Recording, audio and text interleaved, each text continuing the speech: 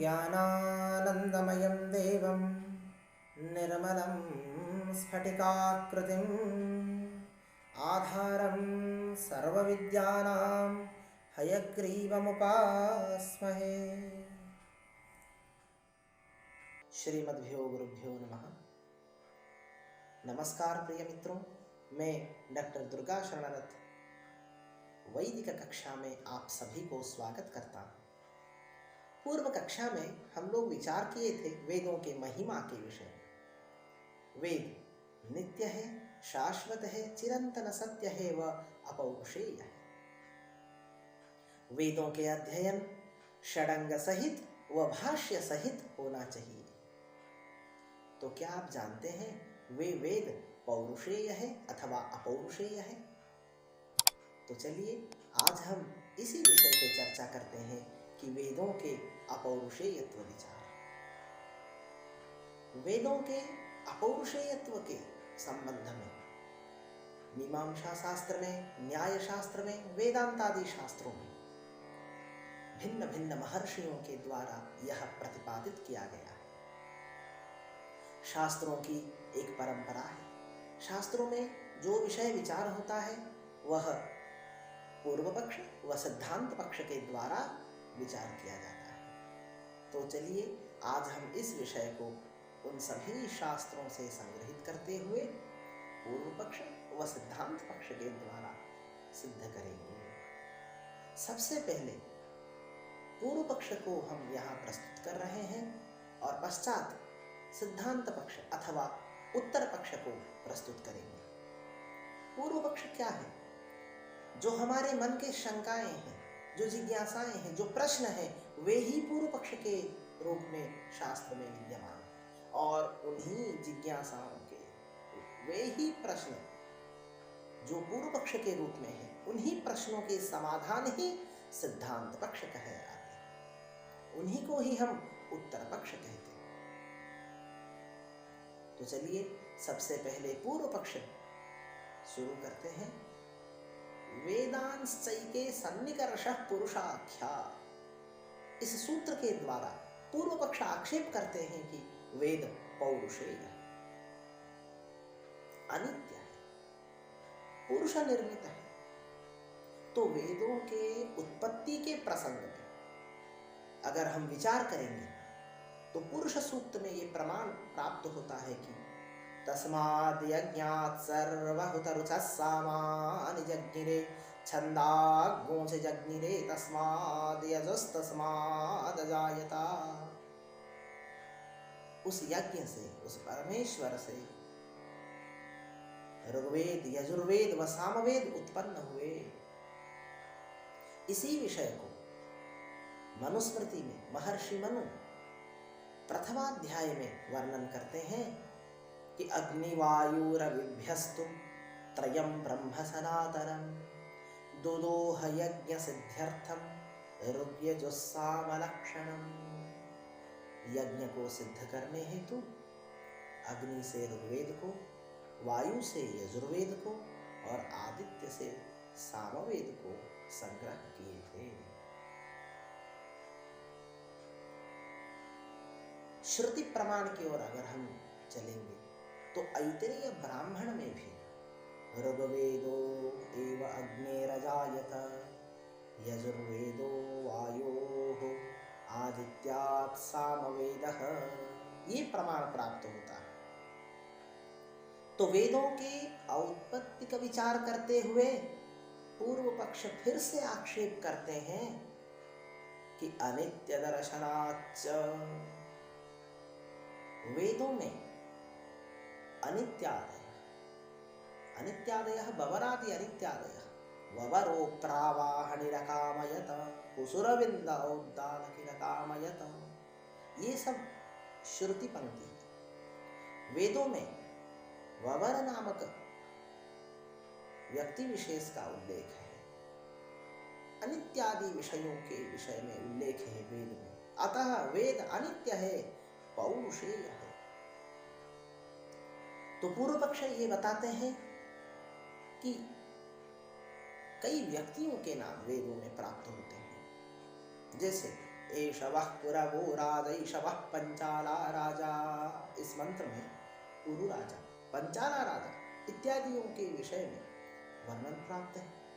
भृगूनामंगीरसान्तपोसातप्यध्वं, महर्षि भृगु अंगिरा इत्यादियों के विषय में उल्लेख है।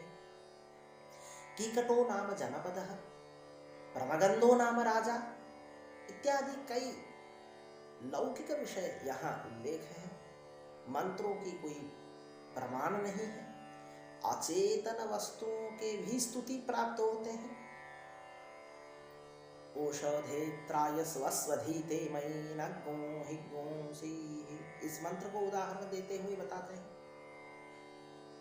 औषधे त्रायस्व स्वधिते मयि नमहिंसि, ये अचेतन पदार्थ में चेतनावत व्यवहार है। तो वेदों में इस प्रकार के मंत्रों के भी प्रमाण नहीं है और वेदों में ये पौरुषेयत्व विचार व्यक्ति विशेषों के भी वर्णन प्राप्त होते हैं। अतः वेद जो है पौरुषेय है, अनित्य है। पौरुषेयं न वा वेद स्याद् वेदं पौरुषेयता, काठकादि समाख्यानाद् वाक्यत्वात् सान्यवाक्यवत्। ये जैमिनीय न्यायमाला विस्तर में माधवाचार्य वर्णन करते हैं कि यह वेद पौरुषेय है अथवा अपौरुषेय। क्यों ऐसे बोल रहे हैं? क्योंकि काठकादि समाख्यानाद् वाक्यत्वात् सान्यवाक्यवत्, शाखाओं के जो नाम है, कठेन कृतः काठकः, कण्वेन कृतः काण्वः, कठ शाखा, काण्व शाखा, माध्यन्दिनी शाखा, कौतुम शाखा, ये सभी शाखा हमारे सामने अभी उपलब्ध है। और उन शाखाओं का जो नामकरण है वे ही महर्षि है। महर्षि कठ के द्वारा ही काठक हुआ है, कुथुम महर्षि के द्वारा ही कौथुम हुआ है, महर्षि कण्व के द्वारा ही काण्व हुआ है। तो जब इस प्रकार के संहिताएं उपलब्ध है, उन शाखाओं का नाम जब महर्षियों के नामानुगुण है, तब तो यहाँ पौरुषेय सिद्ध होता है, क्योंकि वे पुरुष थे, उनके द्वारा ये सभी लिखा गया है, उन्होंने ये सब वर्णन किए, तभी तो उनका नाम सुनाई देता है।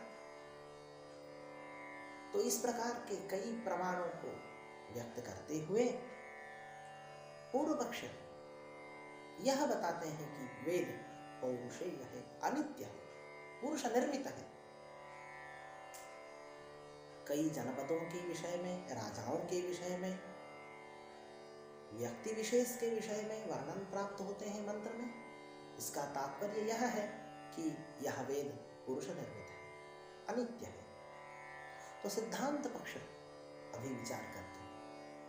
सिद्धांत पक्ष के द्वारा जब हम इस विषय को विचार करेंगे, सबसे पहले यह प्रमाण प्राप्त होता है कि न कश्चिद् वेदकर्ता स्याद् वेदस्मर्ता चतुर्मुखः, वेदों के कोई कर्ता नहीं होते, वेदों के स्मर्ता है, स्मरण करता है। कौन है?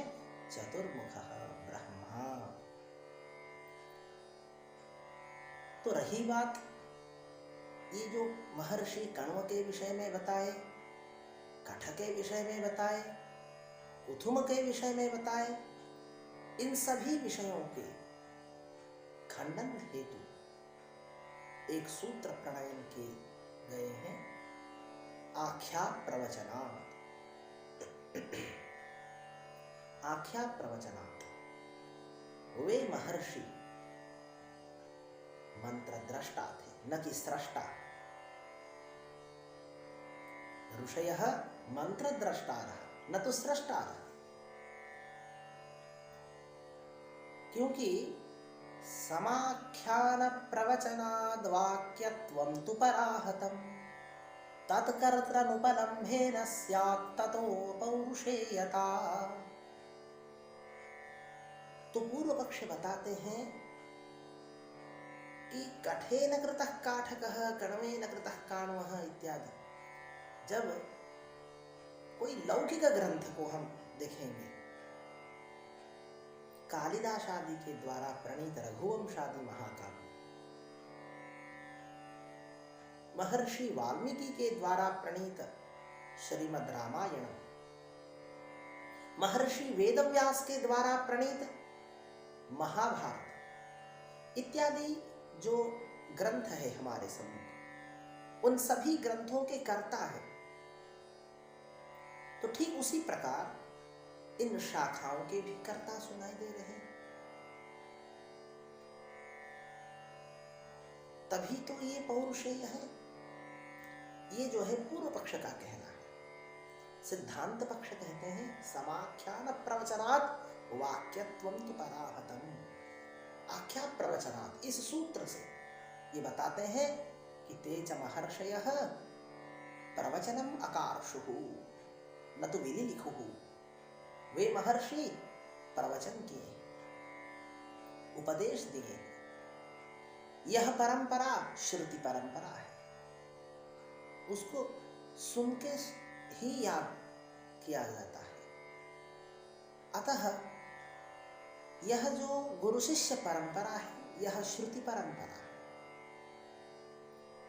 तो वे महर्षि इन मंत्रों को नहीं लिखे हैं, अपितु प्रवचन किए हैं, प्रचार प्रसार किए हैं।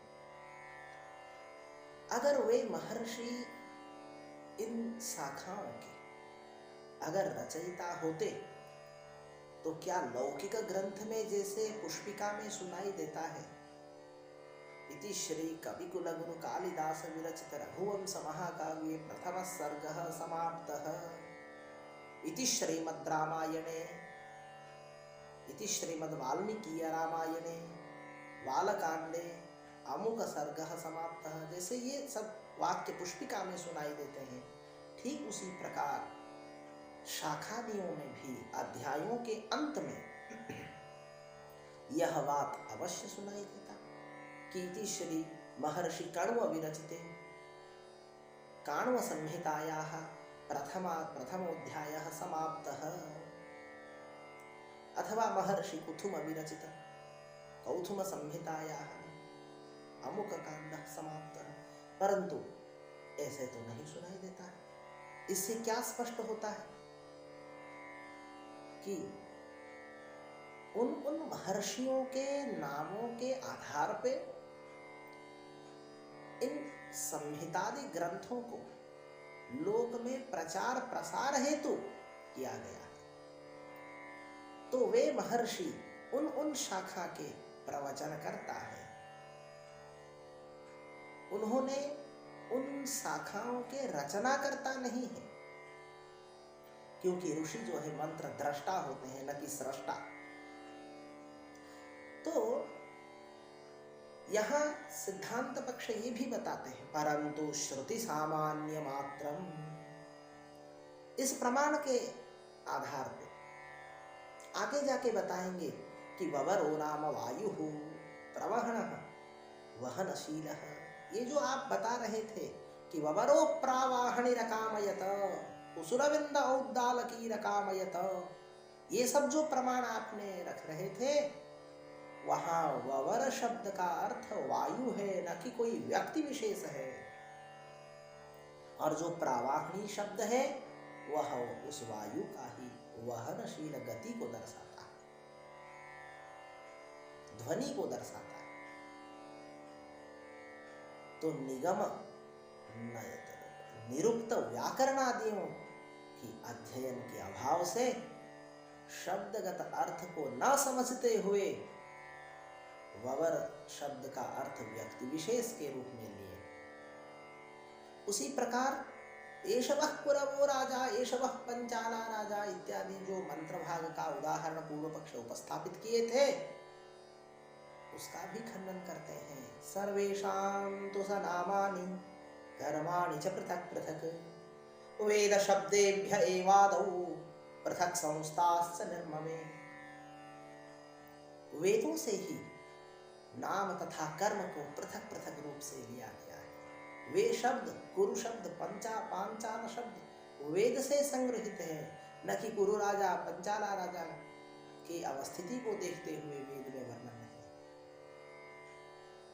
तो इस प्रकार जो पौरुषेयत्व आक्षेप कर रहे थे उसको सिद्धांत पक्ष जो है अपौरुषेयत्व सिद्ध कर रहे हैं, क्योंकि यह कल्पः सकल्पपूर्वः इति न्यायेन स च ईश्वरः पूर्वस्मिन् कल्पे स्मृत्वा अस्मिन् कल्पे व्युपदिशति।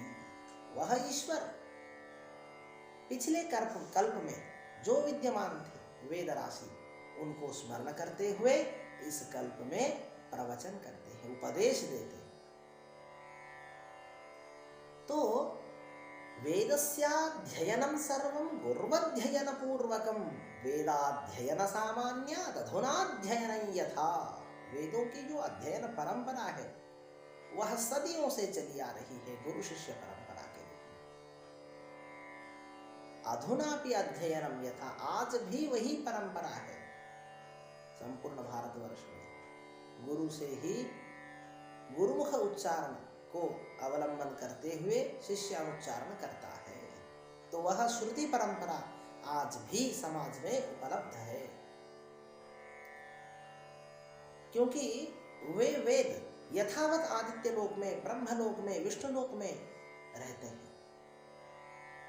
प्रमाण यह प्राप्त होता है कि युगान्ते अंतर्हितान् वेदान् सेतिहासान् महर्षयः लेभीरे तपसा पूर्वम् अनुज्ञाता स्वयं भुवा।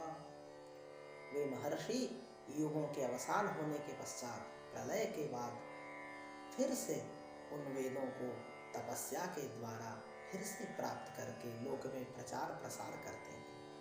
तो यह वेद अपौरुषेय है, न कि कोई पुरुष निर्मित है। अतः अंततो गत्वा हम लोग यह निष्कर्ष में पहुंचे कि वह वेद नित्य है, शाश्वत है, चिरंतन है, वह अपौरुषेय है। तो आज की कक्षा यहाँ तक समाप्त हो रहा है। आगे की प्रसंग हम लोग फिर से वेदों के विषय में चर्चा करेंगे। धन्यवाद।